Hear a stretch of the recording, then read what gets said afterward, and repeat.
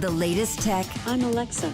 I can answer your questions. interviews, And we are evolving, and we are seeing an amazing opportunity that is happening. accessibility. Accessibility is one of our core values. It's even a part of our mission statement. This is Double Tap TV. Welcome to this edition of Double Tap TV. Thank you guys so much for being along for the ride. If you want to reach out, email is the best way to do it. It's feedback@ami.ca. You can, of course, follow us on Twitter. If you're not following us, come on, what's going on? Use that hashtag #AskDoubleTap if you got any questions. And you can now follow us on Instagram. It is @doubletap.online.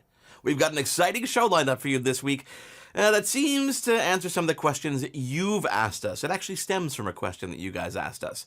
I am Mark Aflalo, joined each and every single week by Stephen Scott. It's kind of like osmosis.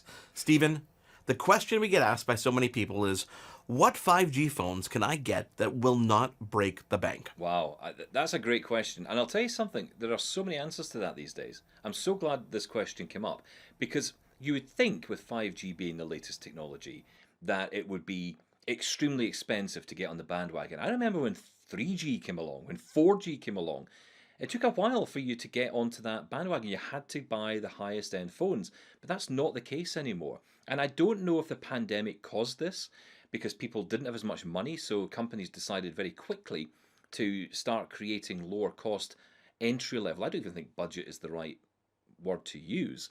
But certainly they created a range of phones across a wide range of devices, and I'm talking here primarily about Android, but we can talk a little bit about Apple. I know I could all day, but Android is there, and there are lots and lots of options. I know you've got your hands on probably most of them in your hands right now. Yeah, well, with so many devices that come out each and every single year, it's really hard to keep track. So what we're going to do this week is we're going to do our best to guide you both based on, what's on the market today, and then some of the basics to look at when you're shopping, no matter what the year is. Because regardless of whether it's 2020, 2021, even 2025, there are going to be some basic entry-level things that you're going to want to make sure a phone has before you buy it. And that doesn't necessarily affect the price. Yeah, that's right. But I mean, even on the low end or lower end range of smartphones, you're still getting an excellent screen. You're still getting an excellent camera. I think the reality is, for us in this world today, if you're going into the world of smartphones and you're looking especially right now at 5G and wondering, what do I buy? The reality is that the base level now is so high level, right? I mean, you think about the cameras, for example. Really good cameras in smartphones now. You don't have to go and get, it's nice to have an S21 from Samsung, or the latest from LG, or the latest Huawei, or whatever, but the reality is you can get the lower end of those ranges and still get the high quality. Yeah, and you know what? Let's start off with some of the basics, for example. We're going to be talking mostly about Android phones, as you alluded to. And that's because really in the world of smartphones, there are Android phones and there's the iPhone. But that doesn't mean that there aren't iPhones that you can get that won't break the bank. That being said, they're not all 5G. You can go to Amazon like I did for my kids, and I bought a couple refurbished phones for under $400, and those are iPhone XRs. But they're not 5G. That being said, there will be 5G ones in the refurbished store soon, right? Well, that's right, yeah. And I will say that, for me, if you're not looking at refurbished, if you wanted to buy new, the cheapest entry level you have on Apple is the iPhone SE.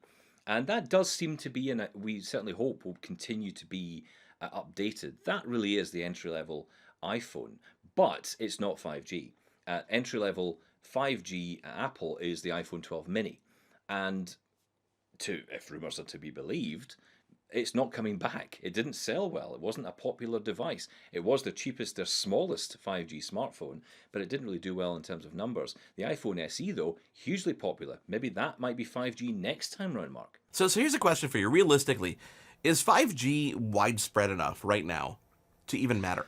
Well, that is probably the biggest and probably most important question you can ask, right? I mean, it's great having the idea of having all this fast speed and connectivity. But if it's not available where you live, if it's not available in your area, if it's only available, say, in a city that you maybe don't happen to just live right in the middle of, is it worth it? Well, the answer is probably not. It's going to take a long time for the infrastructure to be in place, especially if you live in rural areas. In some cases, you might find that Starlink might get there before 5G. So let's think about this. Is it worth the money? It's an interesting one, isn't it? Because really, what I'm looking for when I'm buying a new smartphone are the features of the smartphone. The connectivity, I'm less bothered about. And you know what? Add the pandemic, add working from home. Okay, eventually lockdown will ease, people will get back out there. But more and more of us are working from home. We're using our home internet connections. So why do we need 5G at all? I do think a day will come when 5G will become massively important in our lives, but it's not here yet. Let's take a quick break, Stephen, because when we come back, we've got someone who knows a little bit about phones and the wireless technology, and he now works for one of my favorite companies, and that is TCL. Now, they've got two new 5G phones in their Canadian lineup that are really worth taking a look at, especially when it comes to not breaking the bank. And I've got one of them right here in my back pocket. Look at that. Stephen, let's take a break and come back with Paul Dacko from TCL. It is Double Tap TV. Again, get involved. Feedback at AMI.ca. On Twitter, follow us at Double Tap Canada and use that hashtag #DoubleTap. And now on Instagram, it is at DoubleTap.online.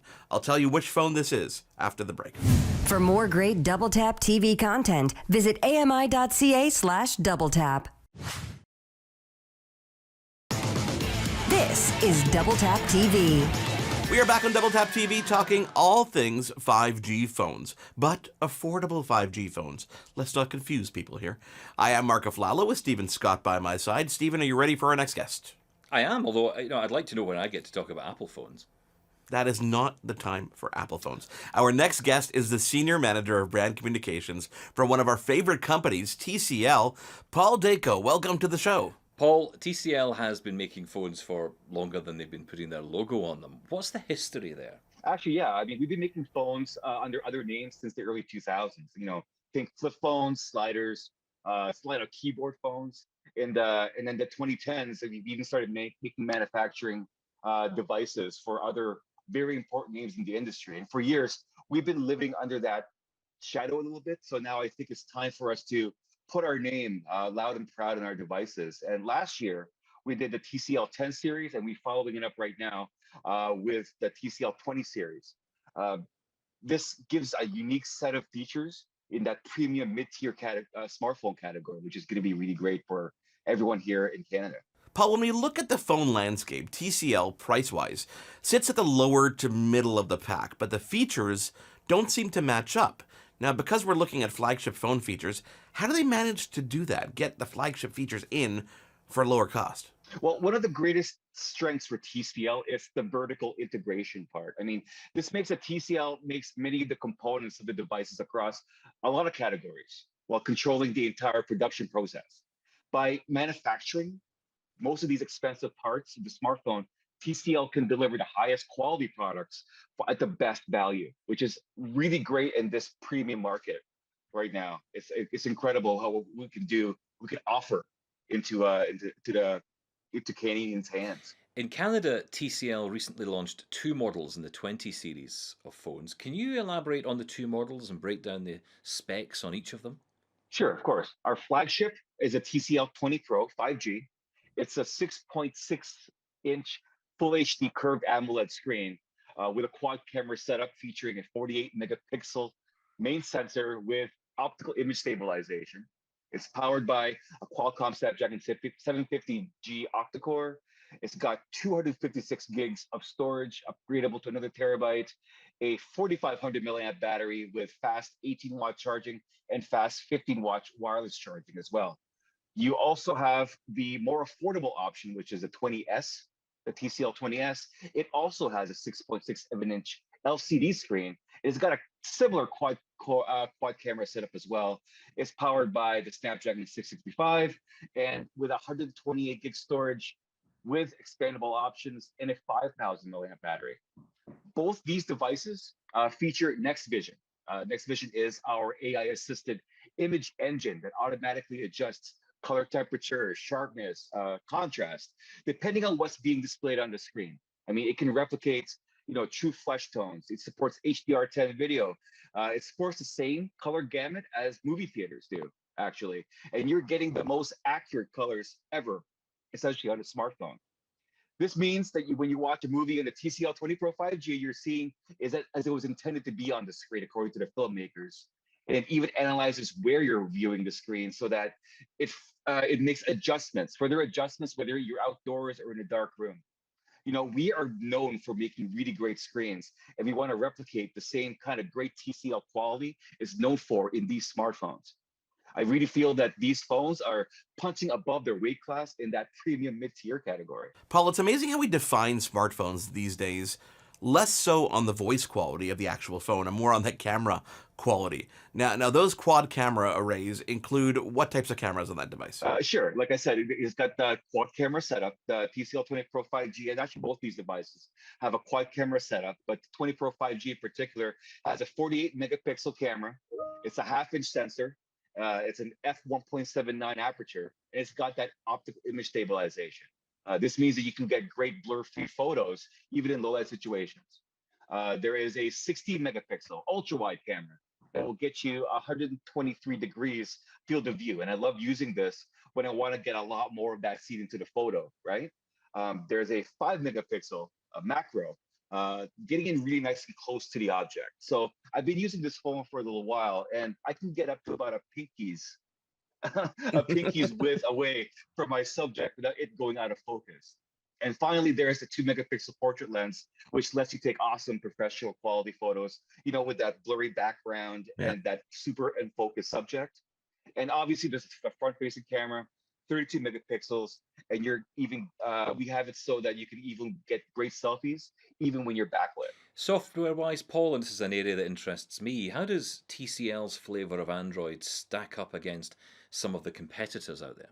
We wouldn't be TCL if we didn't add in a little bit of innovation, right? We run the latest version of Android with our TCL UI, right? It feels very similar to the Google Android, but we have other features that we kind of wanted to add in there to give extra value to those customers. I mean, we have a feature called Super Bluetooth, which lets you play audio to 4 wireless speakers or headphones at the same time. It's perfect for discreetly watching a movie with your partner when the kids are asleep, or if you're having a house party, a socially distant house party when we're allowed to have house parties. We also have a fully programmable smart key, like right here on the side there. I love this feature. A lot of companies don't have something like this, and this is really, really great. You can set up to 3 different functions on this one button on the side, whether it's launching your favorite app or even more specific functions, like launching a function in the camera. So you can long press this if you want to launch the selfie camera or the pro camera. So many features. There is a 3.5 millimeter jack at the top, so that you can listen to your music with your wired headphones, which is rare. And at the top here too is an IR blaster. This turns this phone into a universal remote control, not just for TVs, but you can control. I mean, we're using this upstairs to control our dehumidifier, for example. Air conditioners, fans, set-top boxes, whatever it is. If it has an IR port, chances are we can use this device to control it. On the TV side, TCL's always been my brand of choice when it comes to putting something on my wall. So naturally, I'll gravitate towards you guys. On the phone side, where can people go to learn more other than their carriers, of course? Yeah, of course. You can go to tcl.com/CA and at TCLCA on Instagram. Amazing, Paul. We're going to follow up with our hands-on review, but in the meantime, thanks for coming on, and we can't wait to talk again with you soon. That is Paul Dacko, Senior Manager of Brand Communications over at TCL in Canada. We're going to take a quick break and come back and wrap up the show. Stick around. Love Double Tap TV? Listen to AMI Audio for Double Tap Canada every Thursday at 8 p.m. Eastern for news and reviews on everything tech. This is Double Tap TV. We are back on Double Tap TV. Thank you guys for being here. If you have a question for Paul Dacko over at TCL, let us know. We'll get it to him. It's feedback at ami.ca. You can reach out on Twitter if you're not already following us. Come on, guys! It's at Double Tap Canada, and use the hashtag, which is AskDoubleTap, as Stephen Scott bickers in the background. And of course, Is this a new strategy for social media? We just shout at people. We beg them and yell at them to follow us. He is Stephen Scott. I am Mark Aflalo. Also, if you want to get in touch with us on Instagram now, it is at doubletap.online. Stephen, in my hands, I have that TCL Pro device. I Oh, mean, do you know? one of the things that blows me away about this phone, and really, I mean, it's an Android phone. It's great. It's compact. It's thin. It's about the same thickness of the iPhone these days. Actually, a bit thinner. Still has a headphone jack on the top over there, which is pretty cool. But look at the back here. Look at the back. Let me describe this to you. 4 cameras, as Paul alluded to when we talked about this. But guess what? No camera bump. Somehow, they've managed to keep this device with no camera bump. 5G flagship phone, no camera bump. Did I say that enough And times? what's still the same thickness? It's and Same the thickness as the same iPhone. same thickness as the iPhone. It's got a headphone jack. It's got all the water resistance you can expect, all the flagship features, and it's got a great version of Android. I mean, I don't think that TCL's version of Android differs that much from the stock version of Android, which is something that I know you're a big fan of, which is why you gravitate towards those Pixel phones. I do. I mean, and interesting, you talk about budget phones, and that's what our focus here. I've looked at the 4A 5G, terrible name by Google, but, that's what it is. It's the Google Pixel 4A with 5G built in. And, it does have that stock Android on it. But I'm hearing more and more people actually saying in the blind community that some of these overlays that companies use, or these variants of Android, are actually okay. It's just a case of learning how they work. I've always gravitated towards stock Android because I know that I'm getting that raw vanilla experience of Android. But when it comes to these devices, I think most of them certainly do seem to be more accessible now than they used to be, those launchers that you have on there. Can I admit something here on the show for the first time? I don't think I've admitted it before, Stephen, but I really badly want to switch off of an iPhone. Not for lack of liking the ecosystem. I don't mind the ecosystem, but there are so many cool phones that come out in a year that I wish I could just switch off of an iPhone and get things like FaceTime and iMessage, which are those 2 features that really kind of keep me stuck into that device. And I find myself carrying 2 devices these days because I'm testing the latest Android phones, but the iPhones are the same, year in and year out for a 1-year period.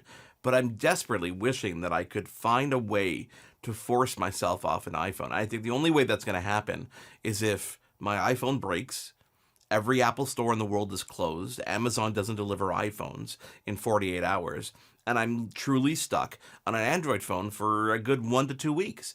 But I don't think that's ever going to happen. No, none of that's going to happen, Mark. But this is the reality we're in, right? I mean, I feel sometimes like I'm trapped inside it. I've been kidnapped by Apple, and I'm stuck inside their amazing world, which in some ways I don't want to get out of, but I also do. And I think about, as a blind guy using VoiceOver on the Mac, I don't enjoy that experience as much as I enjoy a screen reader on Windows, which means I could come away from the Mac easily enough.